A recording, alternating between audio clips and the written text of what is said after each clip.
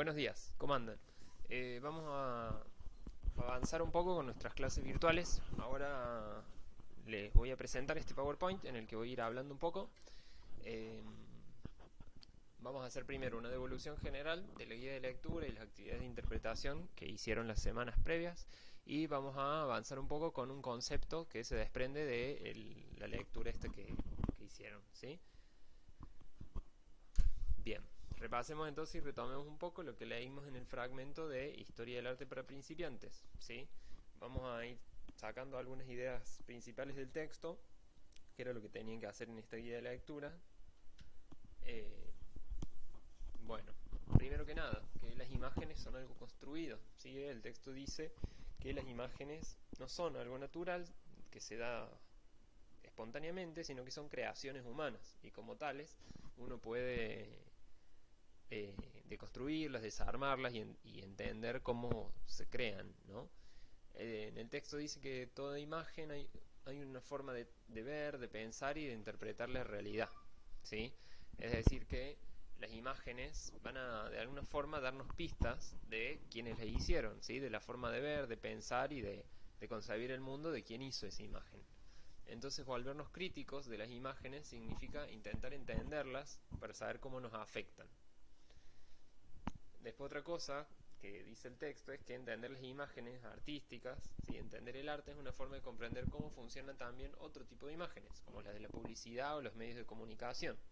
Y en relación a esto de que cómo nos afectan, pensemos justamente en eso, cómo una publicidad nos hace sentir deseo por algo, cómo una fotografía nos recuerda a un ser querido, cómo las publicidades o las imágenes de los medios de comunicación nos comunican, nos dicen cosas, ¿sí? Y ahí a eso me refiero cuando digo que nos afectan. Después el texto avanza un poco y empieza a pensar en el concepto de arte, ¿sí? ¿Qué tiene en común esto que denominamos arte y que va cambiando a lo largo de las épocas y de las culturas? ¿Sí? El texto dice que, las autoras dicen que todas las culturas tienen en común esta necesidad de expresión, de interpretación y de creación del mundo a través de imágenes. Y que lo que diferencia el arte de otras formas de creación humana, por ejemplo, la producción de objetos, es que hay una conciencia y una voluntad en el arte de transformar una idea en una imagen. Y por más que los materiales, y creo que del ejemplo hay un ladrillo, ¿sí? Por más que tenga el mismo material que una escultura, eh, va a haber hay una idea detrás de eso, no es solo un objeto. Y eso sería lo que caracteriza a la obra de arte. Otra cosa que también tiene como característica el arte es que el artista se basa de lo que observa del mundo. Hay un registro del mundo a partir de las percepciones y de lo que vemos, pero también tiene siempre el arte un componente de imaginación, ¿sí? Hay una intención de crear algo nuevo, no se está imitando, copiando la realidad simplemente. Y en relación a la guía de preguntas, que lo que ustedes tienen que hacer era identificar estas ideas principales en el texto a partir de esta guía. En general también muchos las copiaron textualmente, lo cual no estaba mal, pero me interesaba que pudieran también responderlo con sus palabras, que fue lo que algunos pocos lograron. Después pasaron cosas como que trabajos eran exactamente iguales, lo cual me dio la clave de que alguien lo hizo y lo compartió entre varios, y algunos casos particulares en los que las respuestas eran absolutamente eh, no tenían nada que ver con el texto. O sea, era clarísimo que habían eh, googleados, tomado de páginas de internet, respuestas que, si bien hablaban del tema, no respondían a lo que el texto planteaba. Y acá me interesaba recalcar esto, de que cuando les pido que lean un texto es porque me interesan las ideas de ese texto y yo ese texto lo conozco, me puedo dar cuenta cuando la idea está traída de los pelos y no tiene nada que ver. Eh, no era que quería este tipo de respuestas buscadas en internet, que en otro caso puede ser una actividad válida, pero no era este el caso. Después voy a pasarles a los que tengan que rehacerlo las indicaciones para rehacer eso. La segunda parte del trabajo tenía que ver con elegir una pintura del Museo Nacional de Bellas Artes. Acá también muchos eligieron la misma, puedo atribuírselo a la casualidad o puedo pensar que la vagancia ganó. Voy a destacar los que hicieron buenos análisis de esas imágenes, ¿sí? Que no era para nada complejo, había que describirlas y contar un poco a qué les recordaba, con qué lo vinculaban. Destaco los que rescataron experiencias personales, como recuerdos en lugares y personas particulares. Algunos hablaron de viajes, otros de las sensaciones que esa imagen les generaba. Lo vincularon con personas, con algún libro que habían leído. Me parece interesante que hayan podido hacer ese ejercicio, ¿sí? Para que pensemos esto como una imagen con la que no teníamos ningún vínculo previo, como estas que yo les sugerí, ¿sí? Cómo podemos encontrar vínculos, ¿no? Y cómo las imágenes solas nos van a decir cosas. Bien, entonces podemos decir que las imágenes nos afectan, ¿sí? Y se vinculan con nosotros de formas particulares. El punto es poder entender un poco cómo son esos vínculos y esos efectos que producen en nosotros. Bien, vamos ahora entonces con un tema que es clave en esto de pensar, interpretar o entender las imágenes, ¿sí? Que es la idea o el concepto de representación. ¿Sí? En la tradición occidental, y lo hago esta aclaración porque vamos a pensar desde nuestra historia, ¿sí? Como occidentales, argentinos del siglo XXI, ¿sí? Nuestra tradición artística, y nos vamos a centrar más que nada en la pintura, viene de Occidente, ¿sí? De Europa, de América. Bien, en este contexto, la idea de representación tiene que ver con un objeto ausente, ¿sí? Que por medio de una imagen es evocado. O sea, hay una imagen, un objeto, una imagen que está representando un objeto que quizás no esté al frente nuestro. Por ejemplo, si yo dibujo a mi gato, que está ahí durmiendo en un rincón, yo puedo después llevar ese dibujo y mostrárselos a ustedes, y ustedes no van a estar viendo el gato de verdad, digamos, el que tiene pelos, uñas, el de carne y hueso, sino que van a ver una imagen, una imagen que ocupe el lugar de aquello que representa, ¿sí? Ocupe el lugar del gato ante sus ojos, ante la mirada de quien observa. Pero esto ya nos entra nos conflictúa un poco, ¿no? Porque podemos decir que se puede representar la realidad, ¿sí? Ese gato real es posible ser representado. Pensemos en la distancia que hay entre un gato con pelos y uñas, real, de carne y hueso, con peso, con olor, a un dibujo en una hoja, en blanco y negro, en 2 dimensiones, hecho con una línea, ¿sí? Pensemos en esa distancia, ¿no? Y otro elemento de que si todos percibimos la realidad de la misma forma, ¿sí? Porque podemos decir que todos más o menos nos damos cuenta de cómo son las cosas y podemos tener algunos acuerdos en los que estamos de acuerdo o podemos ver las cosas en común, pero también hay muchas formas diferentes de percibir, ni hablar si nos metemos en el mundo de diferentes posibilidades de percepción, como por ejemplo una persona ciega, ¿sí? Cómo percibe la realidad o cómo va a describir la realidad una persona ciega, que percibe la realidad desde otros sentidos, diferentes a los nuestros. Bien, entonces no hay que olvidarse que la representación está hecha por alguien o para alguien, ¿sí?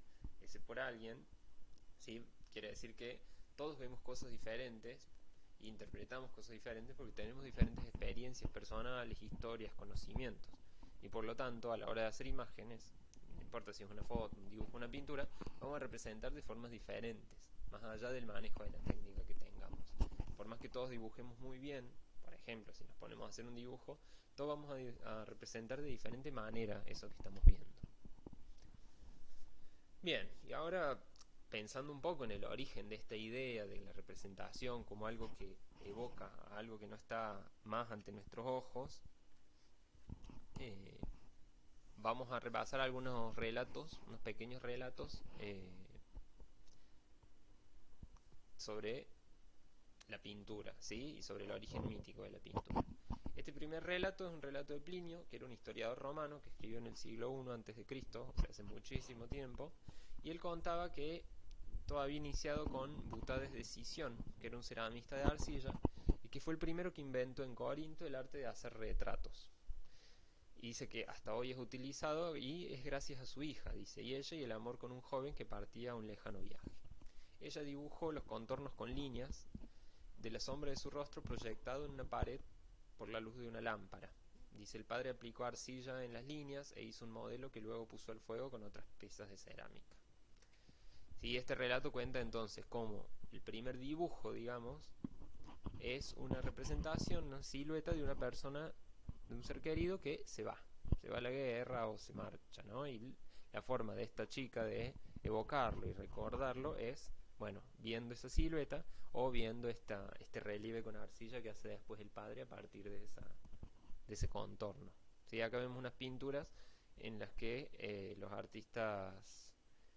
unos artistas representan este mito, este relato mítico. Por alguna razón en las dos hay un perro. El perro no aparece en el relato, pero se ve que siempre hay un perro durmiendo ahí. Bien, este otro relato es el relato de un relato tradicional cristiano que tiene que ver con un velo, ¿sí? Y cuenta la historia de Verónica, una mujer que seguía a Jesús, que le presta su velo a este durante su camino al Calvario, que es el lugar donde fue crucificado. Como agradecimiento a este gesto, recibe una imagen de Cristo impresa en la tela. Acá vemos entonces en esta pintura a una Verónica con un sombrero extrañísimo en la cabeza, sosteniendo este trapo en el que se ha impreso mágicamente la cara de Cristo. ¿Sí? Acá vemos otra representación en donde el trapo es un poco más... lo único que vemos en la pintura es el trapo, ¿no? Y donde el retrato de Cristo es como una especie de fantasma ahí que aparece impreso en la tela. Incluso el nombre Verónica viene del latín vera icon, que quiere decir verdadera imagen, ¿sí? La imagen verdadera de Cristo. Entonces hasta el nombre de este personaje tiene que ver con este relato, ¿no? con lo que pasó. Bien. Entonces en este tendríamos como una idea de que la imagen tiene que ver con un contacto, ¿sí? O como con una cercanía muy próxima al objeto que representa. Y en este otro, que hace de la imagen una especie de espejo, lo relata Alberti, que es un historiador del arte italiano, y cuenta a partir de un mito griego, que es el mito de Narciso, no sé si lo conocen, que cuenta que Narciso, antes de nacer, era el hijo de un rey. Antes de nacer, se escribe una profecía, los oráculos dicen que esta persona no tiene que ver nunca un espejo porque va a ser su perdición. Entonces Narciso es criado toda su vida sin poder enfrentarse a un espejo, sin poder encontrarse con su imagen, ¿sí? Reflejada. Se le prohíbe usar espejos, vidrios y cosas de acero pulido para que él no pueda verse.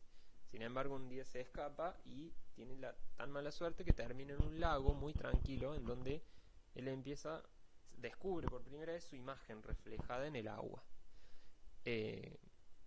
Bueno, se cumple la profecía, él se enamora completamente de su imagen reflejada, no deja de ver su imagen en el lago por horas y horas hasta que cae en el agua y se ahoga y muere, ¿sí? Y en ese lugar crece una planta de flor amarilla que hoy se llama narciso, ¿sí? Una planta que crece al costado de los ríos. Lo que dice este historiador es que la historia de Narciso es como la historia de la pintura, dice, porque ¿qué es la pintura? Dice, sino el acto de abrazar por medio del arte la superficie del lago. Entonces, como si las imágenes fueran el resultado de poder congelar eso que Narciso vio en el lago, ¿sí? Entonces, bueno, ahora vamos a una actividad, porque en arte se piensa haciendo, ¿sí? Vamos a una actividad en la que vamos a practicar un poco o pensar un poco estas ideas de la imagen, de cómo nace una imagen, ¿sí? A partir de estos relatos míticos. La primera, nos vamos a convertir en esta chica que despide a su ser querido que se va a la guerra, o en este caso podemos pensar que nuestro pariente que vamos a usar de modelo se va afuera a hacer las compras, ¿sí? Entonces sale de la casa en la que estamos pasando la cuarentena, y para no olvidarlo vamos a retener su imagen a través de la silueta. Entonces lo que vamos a hacer es colocar este ser querido contra una pared de costado, iluminado con un velador, y vamos a prender el velador y dibujar con un crayón, una tiza o un fibrón sobre una hoja de papel esta silueta que proyecta la luz, ¿sí? La sombra proyectada sobre la pared. ¿Se entiende? Entonces vamos a necesitar un fibrón, un velador, una persona o animal, si logran que se quede quieto, sentada de costado, y un afiche o varias hojas pegadas o una hoja de diario, lo que quieran, que van a pegar contra la pared. Bien, esa es la primera actividad. La segunda, vamos a retomar un poco la idea del dibujo narciso, ¿sí? Esta posibilidad de llevarnos la imagen que queda en el espejo. ¿Cómo hacemos esto? Vamos a necesitar un fibrón al agua, ojo, no permanente, porque si no, no vamos a poder hacer la actividad que sigue.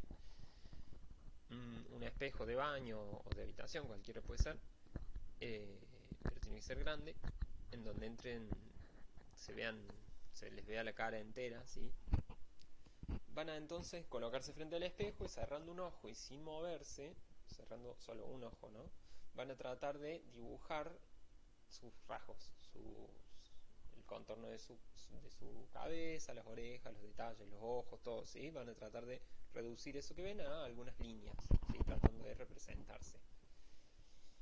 Una vez que hayan hecho eso, lo bueno es con fibrón al agua, es que lo pueden borrar con un poquito de papel húmedo y corregirlo. Una vez que hayan hecho eso, vamos a pasar al dibujo velo, ¿sí? Pensar cómo una imagen queda impresa sobre una superficie, que en este caso va a ser un papel humedecido.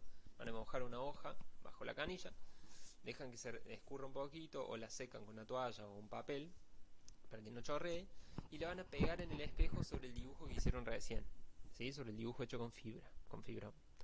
Después lo van a separar, lo van a levantar y van a tener una imagen adherida a ese papel húmedo, ¿sí? Los materiales entonces para esto es un fibrón al agua y una hoja común.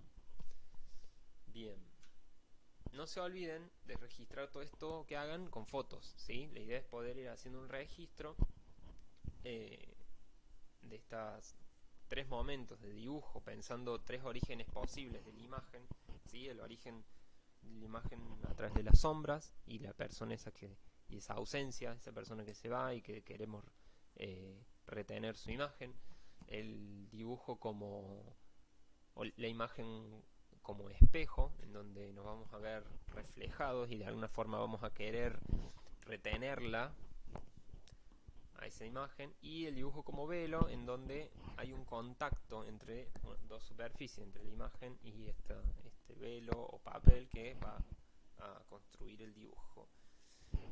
Bien, lo que vamos a hacer más adelante, después voy a poner bien ahí en la actividad la fecha de entrega, pero la idea es que puedan ir haciendo esto, vamos a tener tiempo y podamos subirlos. Voy a ver si en el foro, armando un foro en el aula virtual, podemos compartir estas imágenes. Me interesa que podamos ver entre todos las de todos, es decir, que podamos hacer esta devolución que solemos hacer en el aula, de poner todas las hojas sobre una mesa y verlas. Bueno, hacer algo así en el aula virtual. Bien, esto ha sido todo por hoy, espero que no les haya sido muy aburrido. Las actividades son divertidas y pueden hacerlas, pueden invitar a otros miembros de su familia con quienes estén pasando la cuarentena a hacerlas en algún momento que ya no sepan qué más hacer porque están aburridísimos. Y bueno, seguimos en contacto a través del aula virtual. Chau chau.